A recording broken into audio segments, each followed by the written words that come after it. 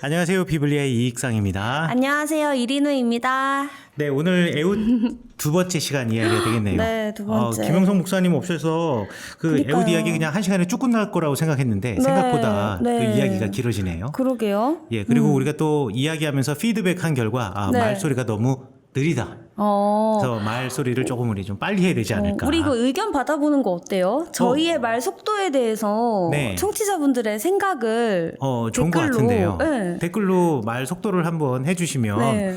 에웃 이야기 1과 에웃 이야기 2의 네. 속도가 분명히 차이가 나거든요. 지금 일부러 조금 말을 빨리 하고 있는데 네. 이 속도가 좀 긴박감 있고 좀 좋은지 네. 아니면은 에웃 이야기 1이 좋은지 한번 네. 여러분들 투표로 네, 저도 오늘은 최대한 빠르게 말해보려 노력하겠습니다. 네. 근데 우리 네. 유튜브 댓글은 소개 안 하나요? 유튜브 댓글. 네. 그 생각을 못했네. 근데 유튜브 댓글은 대부분 이제 질문이라기보다는 응원의 글이니까 그러니까요. 응원은 응원으로 또 네. 감사하게 생각을 하고. 저희 담임 목사님, 저희 담당 목사님께서 또 달아주셨더라고요. 정말요? 네, 그 민원기 목사님이라고. 그렇구나. 여기서 또 사심폭발. 사심폭발. 예. 우리가 주님만 바라보고 네, 섬겨야지. 네, 알겠습니다. 네, 그쵸? 알겠습니다. 네. 네. 그래서 유튜브에 질문이 올라오면 네. 유튜브에 있는 댓글도 저희가 소개를 하고 질문이 올라오지 않는다고 한다면은 우리 유튜브에 있는 댓글은 대부분 이제 응원 글이니까 그 응원 글은 응원 글대로 그냥 우리 감사의 마음을 받는 것으로 알겠습니다. 하도록 하겠습니다. 네. 다음 시간에는 정말 유튜브에서 댓글 올려주신 분들이 누구다라고 성함 정도는 알려드리는 건 좀 좋을 것 같아요. 그렇죠? 제가 지금은 실수해서 잘 모르지만 우리 다음번에는 제가 꼭 하도록 하겠습니다. 자, 그러면 이제 에웃 네. 2편 들어가도록 하겠습니다. 네. 우리 에웃이라는 이름에 대해서 이야기를 안 하고 지나갔던 것 같아요. 그러게 왼손잡이에만 저희가 너무 또. 그렇죠, 네. 그렇죠. 그러니까 이스라엘에 있는 모든 사람들의 이름에는 나름대로 이름의 의미가 있어요. 그렇다고 해서 모든 사람들이 다 이 이름의 의미를 갖고 있는 것은 아니고, 왜냐하면 어떤 이름 같은 경우에는 그 어근이 이스라엘 말 셈 어족에 두고 있지 않아서 그 의미가 뭔지 모르는 이름도 있고, 또 사실 뭐 예를 들어 리로 자매가 이름이 친구, 이웃과 친구가 되라는 이름을 가지고 있으나 정말 그렇게 삶을 살았는지에 대해서는 우리가 알 수가 없잖아요. 얘가 좀 그런가? 뜨끔했습니다. 그렇죠. 뜨끔하죠. 네. 네네. 마찬가지로 제 이름도 서로에게 모두 도움이 되라라는 네. 의미를 가지고 있는데 네. 모든 사람에게 또 그런 사람이 될 수는 없잖아요. 네. 그렇기 때문에 모든 이름이 의미를 갖고 있지만 그대로 살아갔느냐의 문제는 조금 다른 문제이죠. 그래서 이름을 가지고 그 사람의 삶이 이랬다라고 한꺼번에 규정하기에는 쉽지는 않지만 하지만 에웃이라는 이름이 가지고 있는 이름의 아이러니는 있다라고 생각하시면 될 것 같아요. 에웃이라는 말은 사실 에라는 말이 어디 이런 의미를 가지고 있고 호드라는 말이 영광이라는 뜻이에요. 그러니까 이 이름의 의미를 이야기하자면 영광은 어디 있느냐 이렇게 우리가 이야기할 수가 있어요. 영광은 어디에 있느냐. 이 이름의 의미가 대단히 아이러니한 것이 사람들이 자신들의 그러니까 영광을 돌릴 대상을 다른 곳에 두고 있었던 시대에 에훗이라는 사사가 등장하여서 영광은 어디 있느냐라는 이름을 갖고 있는 이 에훗이 전혀 다른 삶을 살고 있다면 이 이름은 대단히 큰 의미가 있다라는 거죠. 그럼 그때 당시 사람들은 누구에게 영광을 두고 있고 누구를 기준으로 살았느냐 이거는 한 번쯤 우리가 생각해 볼 필요가 있다라는 거예요. 지금 우리가 모압 왕 에글론을 섬겼다라고 했고 또 에글론에게 곡물을 바치는 이야기가 이제 시작을 하잖아요. 우리가 그 곡물 바치는 이야기부터 우리가 시작하기로 했는데 네. 이 곡물을 바친다라는 것이 여러 가지 의미를 또 내포하고 있어요. 어떤 의미가 있냐면 고대 사회에서 내가 뭐 전쟁으로 지든 뭐 어떤 외교적인 조약으로 어떤 체결을 하던 국가와 국가가 내지는 민족과 민족이 서로 계약을 체결할 때에는 사실 평등한 조약이라는 게 없어요. 요즘 세계에는 요즘 시대에는 뭐 평등 조약 뭐 이런 게 있을 수가 있잖아요. 예를 그쵸, 들어서 약간 어떤 협정 나라 그렇죠. 같은, 협정을 네. 맺는 거니까 우리가 어떤 나라와 뭐 동남아시아의 어떤 나라나 뭐 아프리카의 어떤 나라나 남미의 어떤 나라와 조약을 체결하되 불평등하게 우리가 당신 나라의 신하가 되겠습니다. 이런 건 없잖아요. 그쵸. 물론 무역 세계에서 서로 간에 이렇게 갑과 을의 관계는 생길 수가 있지만 조약 자체는 이렇게 평등하다고 생각하는데 고대 사회는 그렇지 않았어요. 고대 사회에서는 조약이 체결이 되어지면 항상 갑과 을이 분명했어요.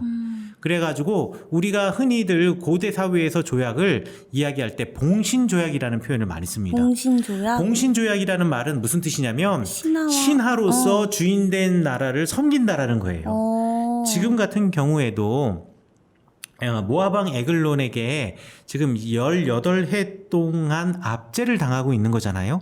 이 18해 동안 압제를 당하면서 사실 신하된 나라로서 주인된 나라인 이 모압을 섬기고 있던 시대라고 우리가 생각할 수 있다라는 거예요. 그럼 신하된 나라가 주인된 나라를 섬길 때는 두 가지 중요한 루틴이 있습니다. 첫 번째는 뭐냐? 공물을 바치는 거예요. 1년에 한 번씩 내지는 뭐 때가 되면 이때는 뭘 수확하는 때고 이거는 뭘 수확하는 때다 이렇게 한다면 그 때마다 공물을 바치는 거예요. 예를 들어 보리 수확이 끝나서 공물 바치고 밀 수확이 끝나서 공물 바치고 올리브 수확이 끝나서 공물을 바치고 이런 식으로 해서 때가 되면은 그때그때마다 공물을 바치는 것 이것이 첫 번째 루틴이고요. 그래서 15절에 보면 모아방 에글론에게 공물을 바치러 가는 이야기가 나오죠. 또 두 번째는 뭐냐면 그 나라의 신을 우리나라의 신전에서 섬기는 겁니다. 아침 저녁으로 그 신전에게 밥을 주는 거예요. 그 신에게. 그래서 우리 주인된 나라의 신을 내가 섬김으로 우리 주인된 나라에 내가 신하로서의 역할을 다하고 있습니다라는 것을 보여주는 거죠. 그래서 고대 사회에서 한 국가의 왕이 더 강력한 국가의 왕의 사위로 들어간다거나 이런 일들이 좋은 일이 절대로 아니에요.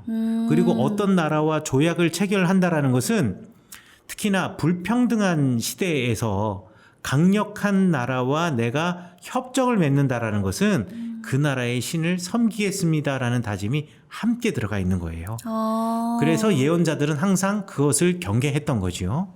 마찬가지로 우리 성경에 나와 있지는 않지만 우리가 모압왕 에글론을 18해 동안 섬겼다라는 이야기가 있다라는 것은 동시에 모압의 신을 함께 섬겼다라는 말로도 우리가 이해할 수 있다라는 거 우리가 꼭 기억해야 됐다라고 생각하시면 될 것 같아요.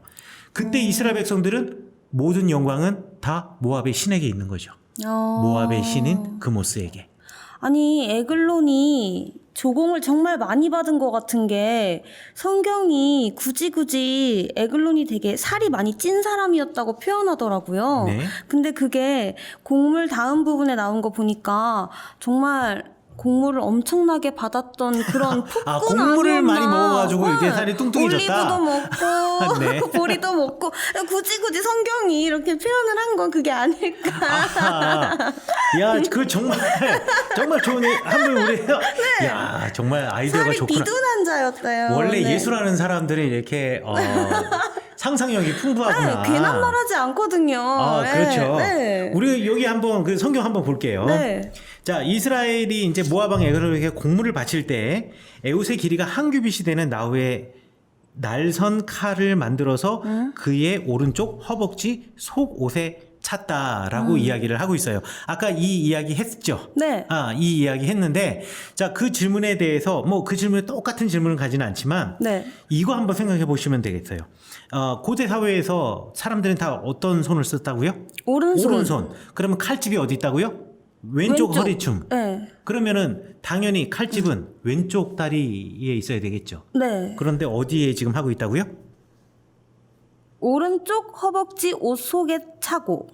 그렇죠. 네. 그 오른쪽 허벅지 옷속이라고 생각해 보세요.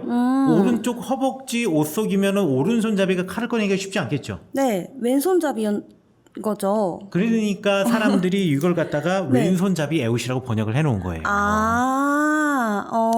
하지만 양손을 다 쓸 수 있는 사람의 입장에서는 네. 어느 쪽에 칼이 있든지 문제가 네. 없는 거죠.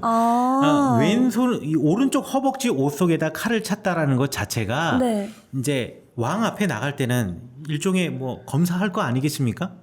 뭐는 있는지 이렇게 툭툭 만져보면서 검사를 할 때 사람들이 오른쪽은 별로 신경 못 쓸 거란 말이죠. 왜? 사람들이 주로 왼쪽에다가 칼을 차니까. 그러나 에웃은 양손을 다 쓸 수 있는 사람이기 때문에 오른쪽에다가 칼을 차고 들어갔을 때 의심 없이 들어갈 수 있었을 것이다. 우리 성경 보면서 확인해 볼 수 있고요. 네. 에글론이 매우 비둔한 자였다라고 표현을 하고 있는데 이 비둔하다고 해서 뚱뚱하다라고 지금 표현을 했잖아요. 네. 근데 실제로 히브리어는 네. 이 비둔하다는 말을 발이라는 말을 쓰는데 발이 발이? 예, 네. 발이라는 말은 뭐냐면 네. 뚱뚱하다라는 표현보다는 네. 튼실하다라는 뜻이에요. 튼실. 아, 근데 세번역 보니까 네. 에글론은 살이 많이 찐 사람이었다라고 써 있더라고요. 아, 네. 세번역 성경 같은 경우에는 네. 이제 쉬운 말로 표현을 하다 보니까 또 그렇게 표현했을 수도 있고, 그 다음에 이게 영역본에서 네. 또 번역의 과정에서 이 번역자의 자기 개인적인 주관이 들어갈 수가 있기 때문에 그런데 네. 이 발이라고 히브리어 발이라는 말이 어디서 등장하냐면 요셉의 꿈을 해몽해 주는 이야기 하잖아요. 이 왕이 꿈을 꾸는데 나일강에서 소가 오는데 7마리가 오는데 소가 전부 다 이렇게 튼튼하고 그렇죠? 아주 그냥 살진 소가 이렇게 올라오는 이야기 나오잖아요. 그때 그 소를 표현할 때 발이라는 표현을 썼어요. 그리고 그 곡식이 또 이렇게 아주 그냥 아주 그 튼실한 곡식이 이렇게 열매 맺잖아요. 그 튼실한 열매를 발이라고 썼어요. 그러니까 그게 동물이 되든 아니면 그러니까 가축이 되든 아니면 또 곡물이 되든 발이라는 단어가 쓰면 아주 그냥 뭐라 그러지 이렇게 퍼펙트한 만약에 이제 사람에 대해서 발이라고 쓴 경우는 성경에서 이게 처음이에요. 하필 임금님한테 가축한테 쓰는 그런데 표현을 굳이 발이라는 말을 사람에게 썼다고 한다면 아마 이런 사람을 생각해 볼 수도 있는 것 같아요. 왜 헬스해가지고 근육이 쫙 되어 있는 훈남과 같은. 에글론은 훈남이었다. 뭐 이런 식으로 표현할 수도 있지 않을까라고 네, 나 혼자서 알겠습니다. 이렇게 한번 생각해 볼 수 있는데 네. 지금 아주 좋은 말 했는데 굳이 사람에게 이런 말을 이라는 표현을 썼잖아요. 네, 가축한테. 나랑 마음이 통했어. 그래요? 이게 왜 통했냐면 네. 이것을 굳이 발이라는 단어를 에글론을 표현하는 형용사로 쓴 사사기를 기록한 역사가의 의도가 있을 것이다 라고 사람들이 생각한 거예요. 왜냐하면 에글론이라는 말 자체가 네. 어근이 에겔이라는 말에서 나오는데 에겔이라는 말이 송아지라는 뜻이에요. 송아지. 그러니까 옛날에 제물을 드릴 때에 아무래도 소를 가져오는데 비실비실한 걸 가져오겠어요? 송아지를 가져온다 손짓대로서 비실비실한 걸 가져올 거 아니에요. 가져오는 게 아니라 네, 튼실한 가장 거. 좋은 튼실한 걸 가져올 거 아니에요. 지금 에글론의 운명을 미리 보여주고 있다라는 거예요.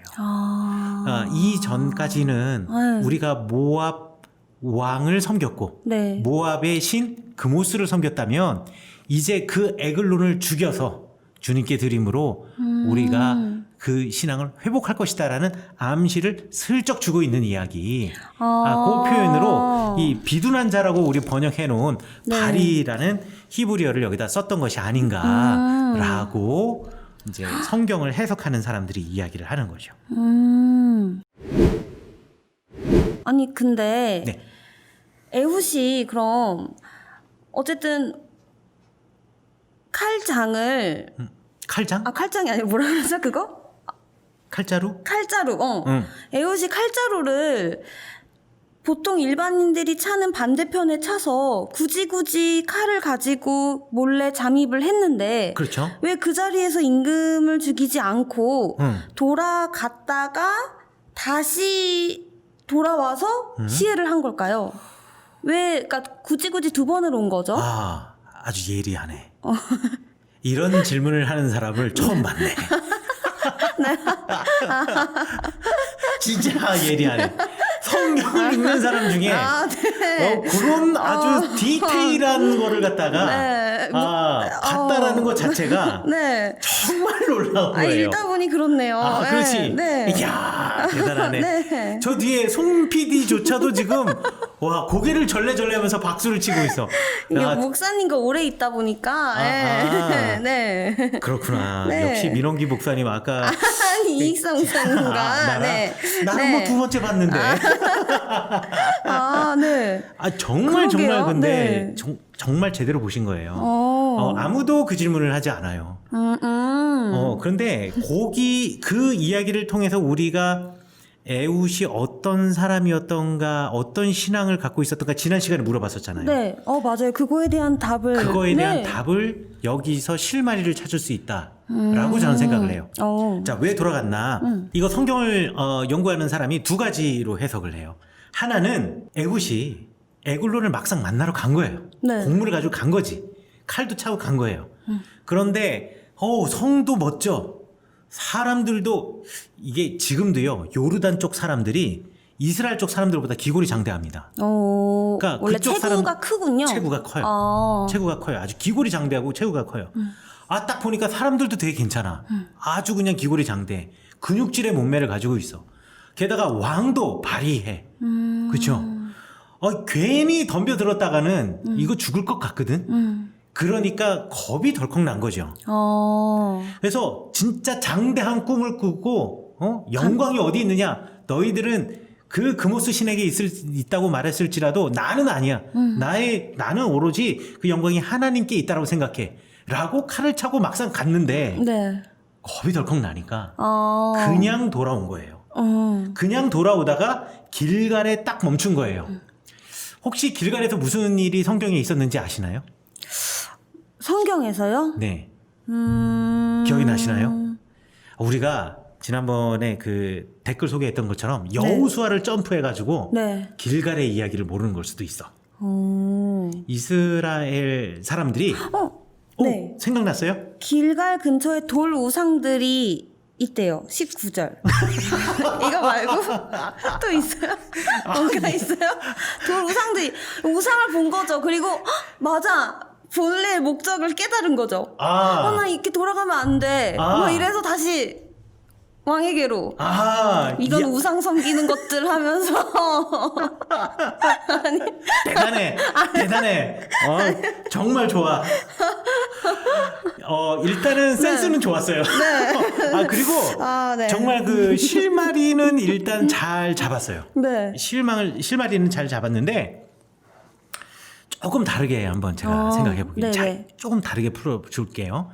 역사를 알면 돼요. 이스라엘 백성들이 출애굽을 했어요. 출애굽을 해서 요단강을 건너는데 어떻게 건너냐면 요단강을 건너야 되는데 물론 이제 성지순례 갔다 오신 분들은 요단강 보시면 충격에 빠집니다. 그게 계절별로 좀 다르다고. 누가 그래요? 여기서 아닌가? 여기서 누가? 비블리아에서. 비블리아에서? 네, 그 요단강이 계절별로 물의 그 수심이 다르다고. 뭐 아주 절반은 맞고 절반은 틀린 말. 어찌되었든 네. 요단강 물의 양은 엄청나게 크진 뭐 대단히 뭐 한강, 뭐 우리 춘천에 있는 뭐 의야 뭐 이 정도 아니다. 폭은 대부분 좀 우리가 생각하는 것보다는 좁다라고 생각하시면 되는데 네네. 문제는 이제 그 좁은 요단강이라 할지라도 깊이가 사람 키를 넘어가면 수영을 해야 되는데 네. 출애굽한 이스라엘 백성이 네. 홍해 바다를 수영으로 건넌 적이 없어요. 마른 땅을 건너갔지. 그리고 출애굽한 2세들은 어디서 태어났냐면 광야에서 태어났어요. 그 광야에 수영할 데가 없어. 그럼 이 사람들 수영하는 법을 알았을까 몰랐을까? 몰랐죠. 네. 그거 요단강 만나면 이거 못 건너요. 사람 키를 넘는 걸. 그런데 어떻게 하나님이 걷게 해주셨냐? 요단강 물을 세웠어요. 세우고 사람들이 요단강을 건넜어요. 그래서 성경 말씀에 여호수아에 보면 제사장들이 막 법궤를 메고 앞에 제사장들이 먼저 섰는데 딱 발을 요단강물에다가 딱 이제 밟고 올라가니까 발목 있는 좀 가격이 되니까 요단강물이 점점 서기 시작해서 결국 물 없는 요단강을 이스라엘 백성들이 다 건너가는 이야기가 나와요. 건너가면서 야, 이 하나님이 하신 일이 얼마나 놀라운가 라고 해서 12개의 돌을 세워 놓습니다. 그 12개의 돌을 세워 놓은 것을 갖다가 히브리어로 페셀이라고 하는데 이 페셀이 그냥 세워 놓은 돌이라는 뜻이에요. 돌. 그렇죠. 자, 그런데 지금 에훗이 장대한 꿈을 품고 야, 너 죽이리라 하고 갔는데 확 마음이 그냥 쫄아버린 거예요. 이 뭐 기골이 장대하고 뭐 주변에 쫙 무장하고 서 있는 사람들이 서 있는데 어떻게 기회를 보기도 힘들고 그래서 칼을 차고는 갔으나 장하게 갔으나 올 때는 아주 의기소침해서 돌아오다가 지금 길갈 근처 돌 뜨는 곳에 와서 이곳에서 생각이 바뀌어지는 거예요. 그러면 여기서 이제 돌 뜨는 곳이라고 우리가 표현을 했지만 히브리어 돌 뜨는 곳을 갖다가 프실림이라고 이야기를 하고 있어요. 그 프실림이라는 말이 뭐냐면 세워놓은 돌이에요. 그럼 이 돌이 뭐겠어요? 우리 선조들이 마른 요단강을 건너면서 기념하여서 세워놨던 그 돌, 그 돌을 세워놓은 장소에 가서 하나님이 하셨던 일을 다시 기억하는 거죠. 야, 그때 우리가 이 강을 우리 능력으로 걸었던가 건너갔던가 하나님이 하시지 않았느냐. 이거 건너가고 난 다음에 여리고를 우리가 전쟁으로 빼앗긴 여리고를 우리 힘으로 정복했던가 아니야 하나님이 하시지 않았던가. 그렇다면 이 모압 왕 에글론을 죽이는 일도 비록 내가 칼을 차고 갔지만 내가 칼로 찔러야 하겠지만 결국 이거 누가 하시겠느냐. 하나님이 인도하시고 도와주시지 않겠느냐. 그런데 내가 왜 마음이 위축이 돼서 그냥 돌아왔지? 그 돌을 보면서 다시 기억난 거예요. 그러니까 에훗의 신앙이 어땠는가 물어본다고 한다면 물론 열정은 있었으나 현실의 벽 앞에서 무너졌던 그러나 다시 길갈에서 하나님께서 선조들에게 주신 그 약속을 기억하면서 다시 용기를 내어서 돌아갔던 사람, 이 사람이 바로 에훗이다. 너무 감동인데요. 우리가 말할 수가 있는 거죠. 사실 우리의 삶도 그런 거잖아요. 맞아요. 예, 항상 막 뭐 대단한 원대한 꿈, 주님 앞에서 이렇게 살겠습니다. 이렇게 원대한 꿈을 가지고 가지만 조금 지나면은 맞아요. 작심삼일이라고. 네, 3일도 못 가죠. 그렇죠. 네. 10년 기도회 때 우리 자기 막 써냈다가 일주일 못 가서 다시 원상태 되잖아요. 네. 그게 우리잖아요. 네. 네. 그런데 우리가 에훗을 보면서 다시 한번 위로를 얻을 수 있지 않을까. 그런데 우리는 네. 길갈을 보면서도 다시 그냥 돌아오는 사람이 있는가 하면 그쵸. 그 길갈을 보면서 다시 깨닫고 되돌아간, 그래서 내가 해야 하는 일을 할 수 있는 에훗과 같은 사람도 있고. 그러니까 우리 항상 에훗이냐 아니냐를 선택하게 되는 것 같아요. 그래서 이 사사기에서 그 에훗이 시해하는 그 장면을 정말 정확하게 묘사하는 게 하나님도 그런 에훗을 보면서 장했던 것 같아요. 그렇죠. 거봐 에훗 너 이렇게 멋있게 나의 일을 하지 않아 하면서 하나님께서도 그걸 높게 사시고 그 장면을 기억하시고 기록해 주신 건 아닐까라는 생각이 네, 드네요. 그럴 수 있죠. 그리고 이제 또 한 가지 다른 설명을 하는 사람도 있습니다. 다른 설명을 하는 사람들은 네. 어떻게 설명을 하냐면 에훗이 에글론을 만나야겠는데 주변에 보디가드들이 너무 많은 거예요. 근데 아무래도 그랬을 것 같아요. 왕은 보통 얼굴 보기 힘들잖아요. 그렇죠.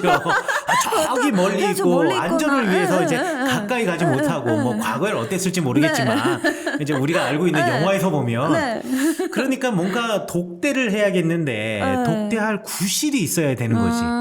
그런데 독대할 구실을 찾기가 어려웠던 거죠. 그래서 에훗이 독대할 구실을 찾지 못해서 돌아가다가 네. 아이디어가 떠올린 거예요. 모압 사람들도 이곳 길갈이 이스라엘 백성들에게는 중요한 장소라는 걸 알고 있거든.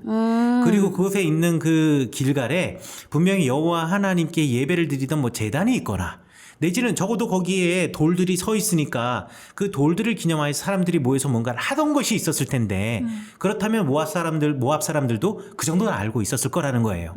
그런데 그곳에 갔던 에훗이 다시 사람들을 다 돌려보내고 돌아와서 내가 당신께 아를 말이 있습니다. 하나님의 명령을 받들어서 왕에게 아를 일이 있습니다. 라고 20절에서 이야기한다라는 것은 이제 에글론이 생각하기에 이 사람이 거기서 여호와 하나님 저 사람들이 말하는 그들의 신으로부터 신탁을 받은 무언가가 있구나. 내가 그 이야기를 나에게 해주려고 하는구나.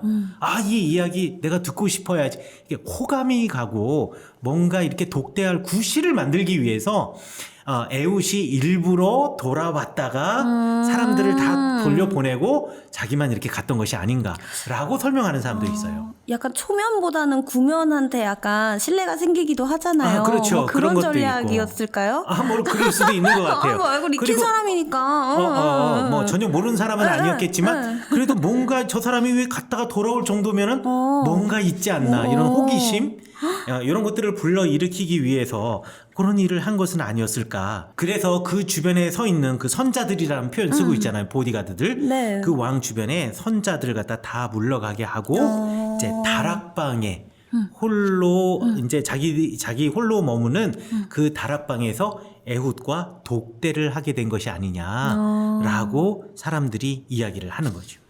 그래서 그런 설명도 나름대로 의미가 있지 않나라고 생각이 됩니다.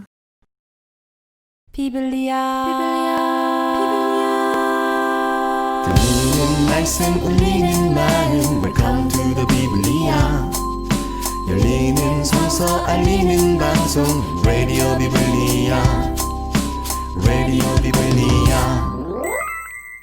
근데 목사님 그 사사기 3장 이제 20절을 보면은 에훗이 이제 왕을 대면하는 때에 이제 하나님의 명령을 받들어 왕에게 아랠 일이 있나이다 하매라고 말을 하거든요. 네. 그러니까 왕이 하고 일어나요. 네네.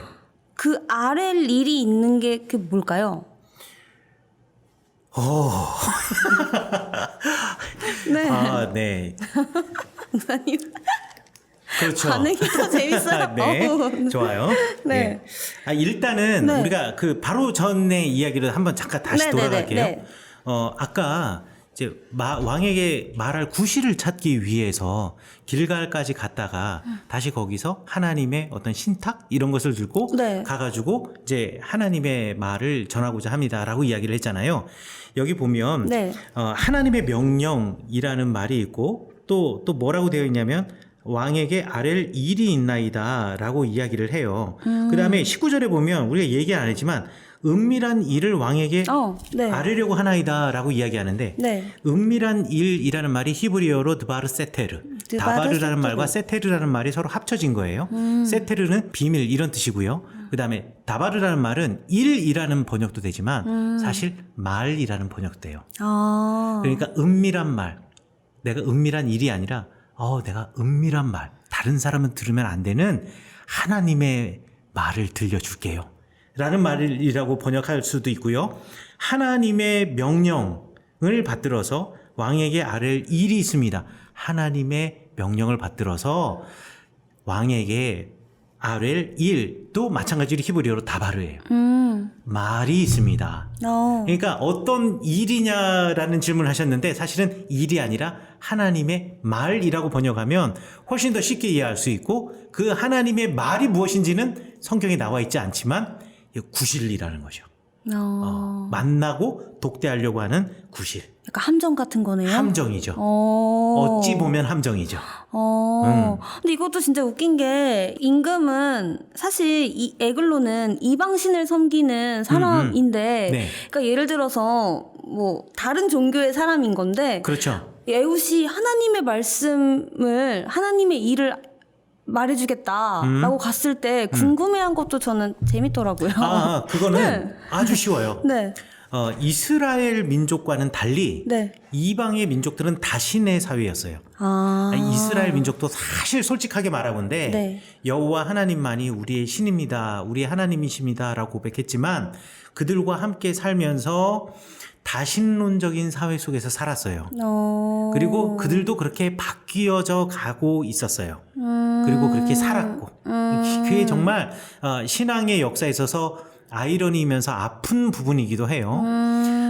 주변의 사람들은 더 말할 게 없어요. 네. 그러니까 주변의 사람들은 뭐라고 생각하냐면 모압의 신은 당연히 금을 쓰고 저쪽 유다 산지의 신은 당연히 여호와고 그다음에 저 위에 신은 누구고 저 아래에 신은 누구고 해가지고 사람들마다 다 나름대로의 그 나라의 신이 있다라고 생각했고 그 신들 사이에서도 서로 싸우고 또 신들 사이에서도 또 평화 협정을 맺기도 하고 신들끼리 모여서 회의도 하고 뭐 그렇다라고 생각을 했어요. 그 중에서 최고의 신이 누구냐? 서로들 다들 자기 신이라고 주장하는 거지. 그러니까 여호와 하나님의 어떤 은밀한 이야기가 있는데 내가 그거를 전해주고 싶어요 라고 이야기했을 때 당연히 혹하는 거예요. 정말 저 신이 뭔가 나에게 이야기하려고 하는가 보다 라고 생각할 수 있는 충분한 여지가 있다 라고 생각하시면 될 것 같아요. 그러면 네. 그 24절에 보면은 이제 쉼없는 질문이 계속 시작이 되는 건가요? 이거는 사실 제가 성경이랑 네. 이제 여기 24절에 보면은 서늘한 방에서 그의 발을 가리우신다 하고 라는 말씀이 잘 이해가 가지 않아서 또 이제 세 번역을 봤더니 왕이 그 시원한 다락방에서 용변을 보고 있다고 생각하였다라고 써 있더라고요. 네. 근데 이게 사실 그냥 상식적으로 생각해 봤을 때 그러니까 부하들이 생각했을 때 왕이 화장실에서 이렇게 오래 있다 생각한 건지, 그러니까 이게 변비.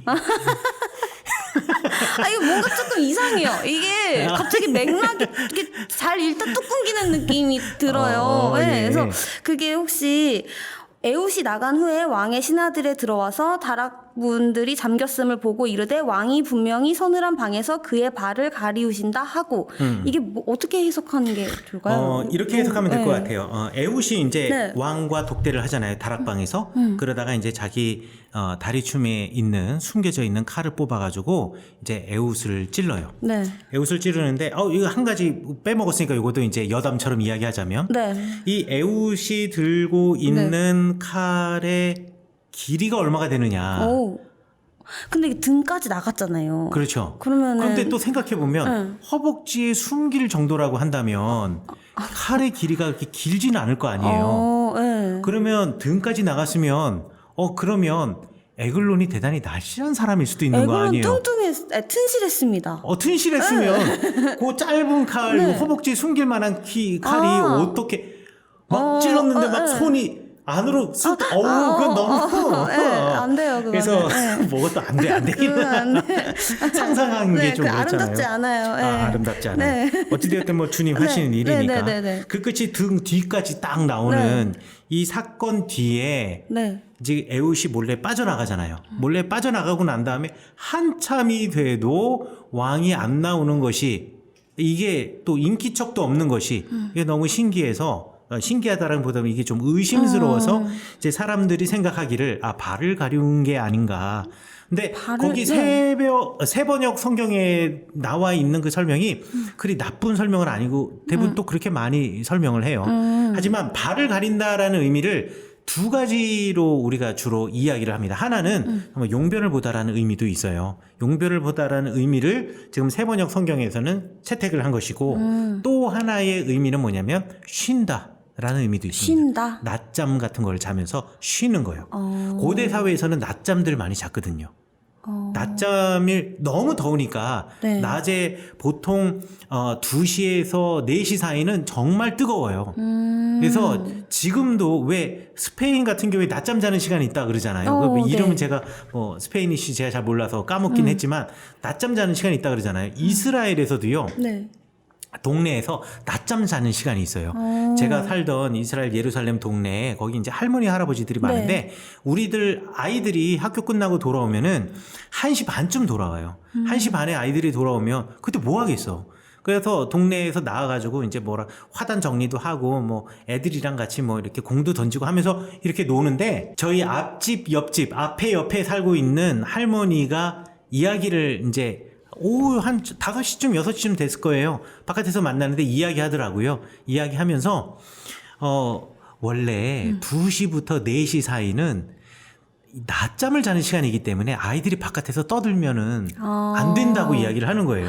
저는 그래서 2시부터 4시까지가 낮잠 자는 시간이라는 것을 처음 그때 알았어요. 제가 그 전에 석사과정에서 한 5년 동안 이스라엘 살았지만 한 번도 그런 적이 없었어요. 그런데 갑자기 이 동네에서는 할머니 할아버지들이 많은데 이 할머니 할아버지들이 주로 2시에서 4시 사이에 낮잠을 자는 거예요. 그래서 생각해 보니까 2시에서 4시 사이에 바깥에서 노는 아이들이 없는 거예요.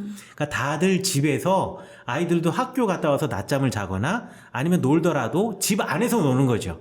그러다가 해가 이제 조금 덜 뜨거울 때 그때가 되면 밥 먹기 전으로 해서 아이들이 바깥에서 놀고 그때가 되면 또 이제 할머니 할아버지들도 깨어나서 또 이제 저녁 준비도 하고 식사도 하고 식사 끝나고 나면 카페테리아에 나가가지고 친구들 만나서 수다 떨고 이야기하다가 밤 9시 넘으면 또 들어오시기도 하고. 그러니까 이 되게 자연스러운 문화였나 그렇죠. 봐요. 고대 사회에서 네. 낮잠을 자는 것이 이제 자연스러운 문화였던 거예요. 그래서 요 발을 가리운다라는 의미가 낮잠을 잔다라는 의미로도 사용될 수 있다. 그러나 네. 이제 낮잠을 잔다라고 했을 때 혼자 들어갔을 때는 낮잠 자는 게 전혀 네. 이상한 일은 아니지만 네. 지금 애훗과 같이 들어간 상태에서 이게 낮잠을 이렇게 주무실 수 있는 건가? 용변을 보시는 건가? 사람들은 의심스러울 수 있었겠다 싶은 거죠. 그래서 발을 가리운다라는 뜻은 그 두 가지 의미가 있다라고 생각하시면 되겠고, 그래서 열쇠를 가지고 열어보니까 네. 그들의 군주, 그러니까 에글론이 땅에 엎드려 죽어 있었더라라는 것을 보는 거죠. 자, 여기에서 네. 그동안 이스라엘 백성들은 곡물을 주면서 그모스를 섬겼겠죠.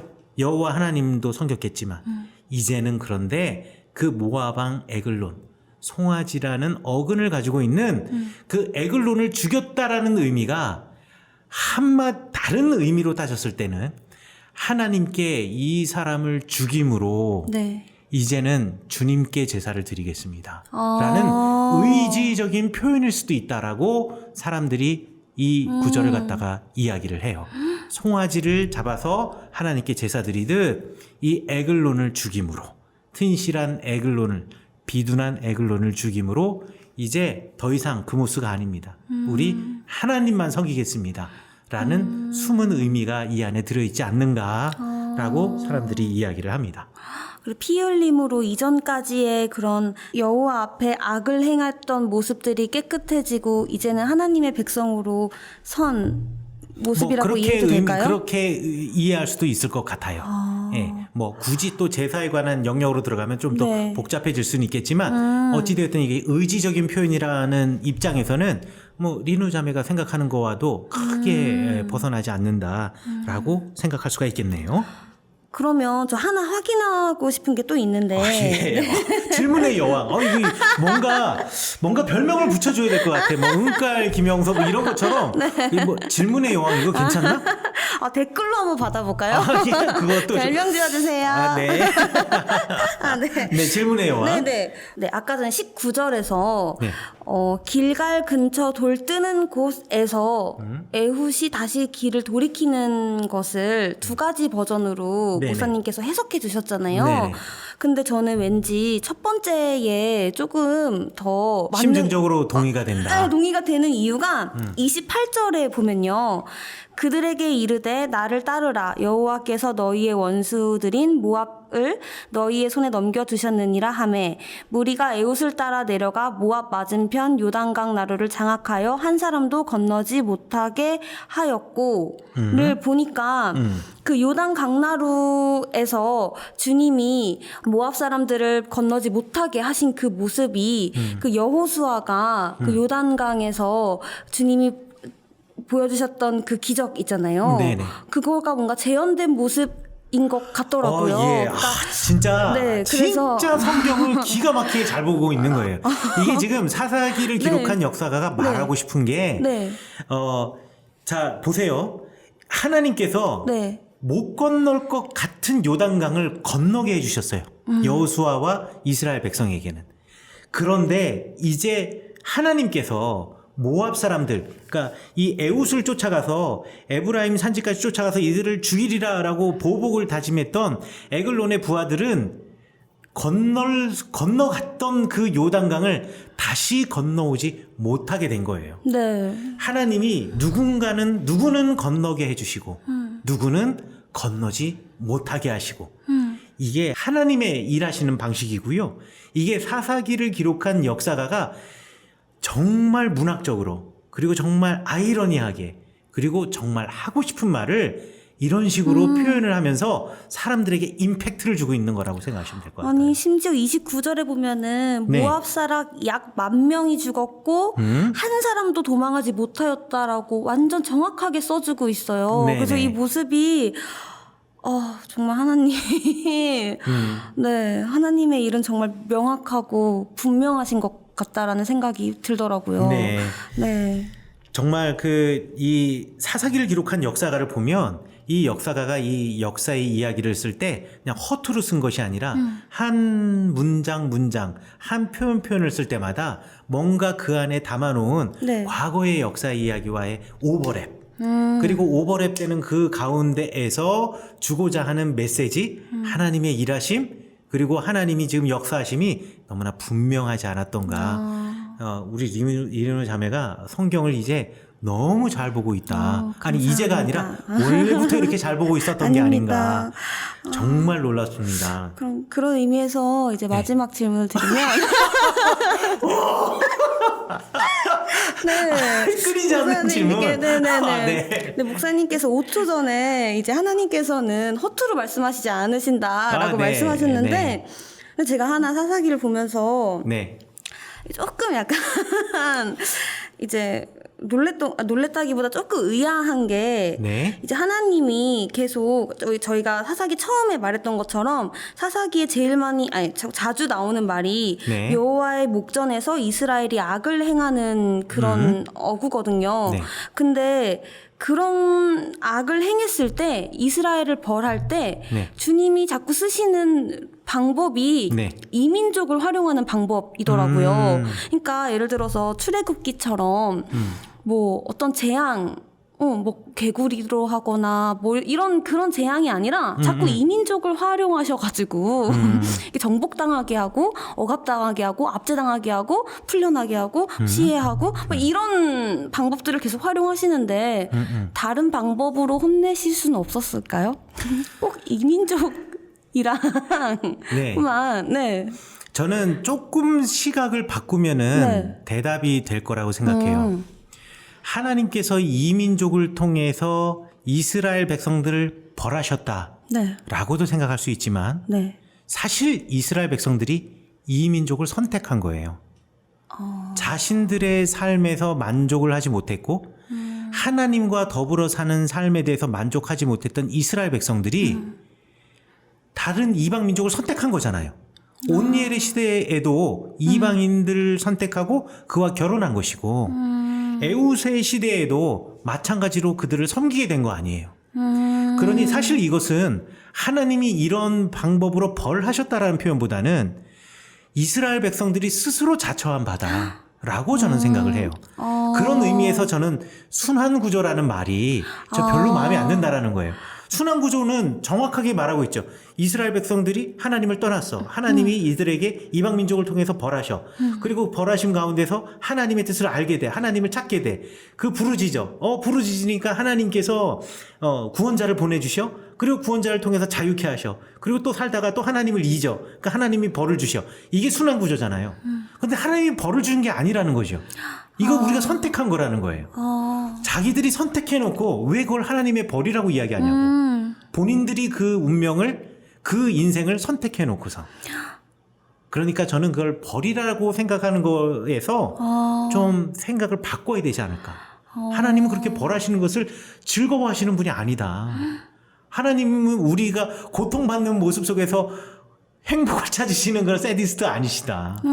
오히려 하나님께서는 우리가 잘 되시길 바라시고 우리가 하나님의 자녀처럼 살아가기를 원하시는데 사실 우리가 스스로 자처하고 우리가 그걸 선택한 것이다 라고 생각하셔야 되지 않을까 라고 생각을 합니다.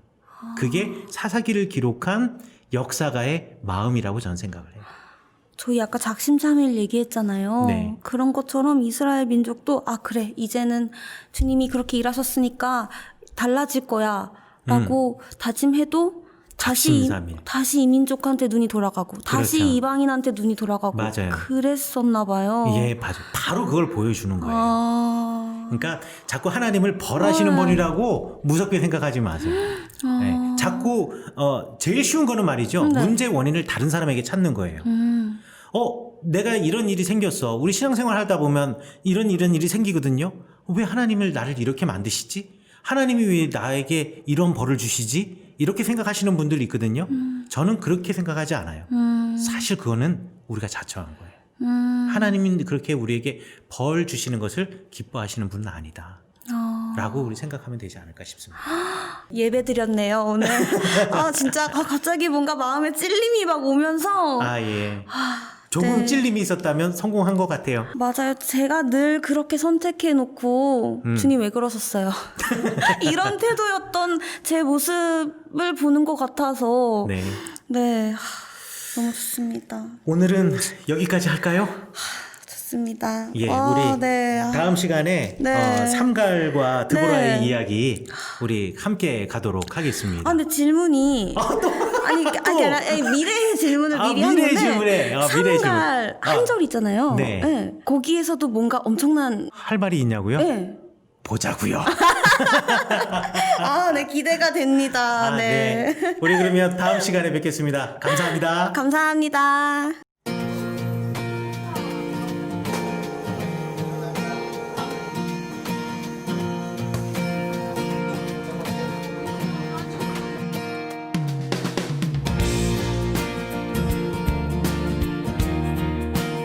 저희 병원은 21주년이 됐고요. 소아, 청소년, 성인을 전문적으로 치료하고 있는 재활 전문 병원입니다. 우선은 환자분들이 편안한 환경에서 마음 놓고 치료받을 수 있으면 좋겠습니다. 그 안에서 마음껏 치료하고 재활할 수 있어서 정말 사회와 가정으로 복귀할 수 있는 그러한 병원이 되고 있으면 좋겠습니다.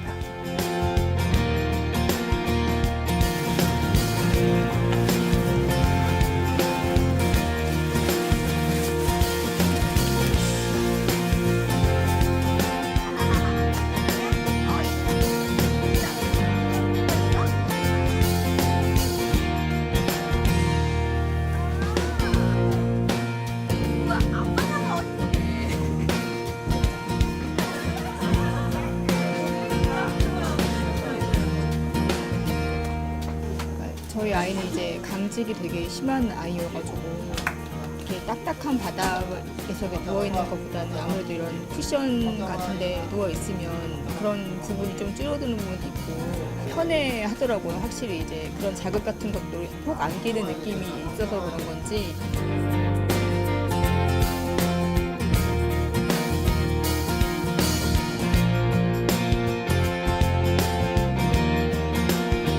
치료실 바닥이 좀 많은 사람들이 공통적으로 이용하기 때문에 좀 규격화되어 있어요. 그렇기 때문에 내 몸에 꼭 맞는 그런 편안함을 주기가 어려운데 요기보 제품 같은 경우를 이제 치료에 같이 사용을 하면 그런 기능적인 회복 말고도 치료 과정에서도 아이들이 편안함이나 안락함을 느낄 수 있는 그런 것들을 더 더불어 제공해 줄 수 있어서 아이들이나 보호자분들이 많이 좋아하십니다.